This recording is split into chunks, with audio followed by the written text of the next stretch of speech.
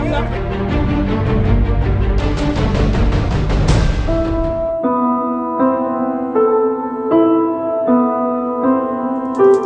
ये बात मैं पहले से समझ चुका था कि मुझे इस पद पर ज्यादा मुद्दत नहीं रहना है या नहीं रखा जाएगा।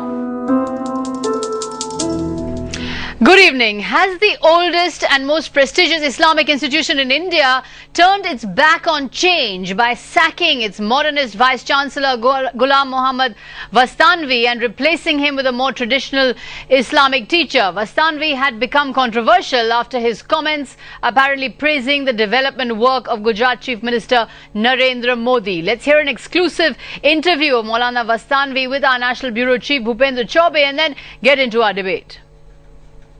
क्या सच्चाई है? क्या आपने वाकई नरेंद्र मोदी की तारीफ की थी या नहीं?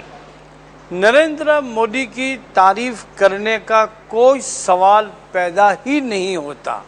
उस इंटरव्यू को अगर आप अच्छी तरीके से पढ़ेंगे तो आप बखूबी अंदाजा लगा लेंगे कि वहाँ गुजरात के विकास की बात हुई है, वहाँ मुसलमानों के एस्टेब्लिश की बात हुई है। उसमें ये कहा गया कि Vastanvi didn't give clean chit to Modi.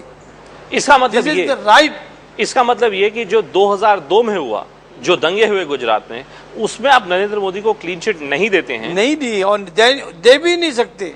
लेकिन 2002 से लेकर 2011 तक गुजरात में जो मुसलमानों, आपको लगता है कि उनकी उन्नति हुई है? They have progress. Is that what you saying sir? नहीं, प्रोग्रेस का मतलब ये है कि जिसने मेहनत की उसने तरक्की की है, उसमें मोदी का कोई कमाल नहीं है। क्योंकि मेरे स्टेटमेंट के बाद मेरे सामने बहुत सी ऐसी चीजें आई कि मोदी की वजह से मुसलमान बहुत से मकामात पर बिछड़ गया। मोदी के स्टाफ की नाइंसाफी की वजह से कितने लोगों को नौकरियां नहीं मिली है।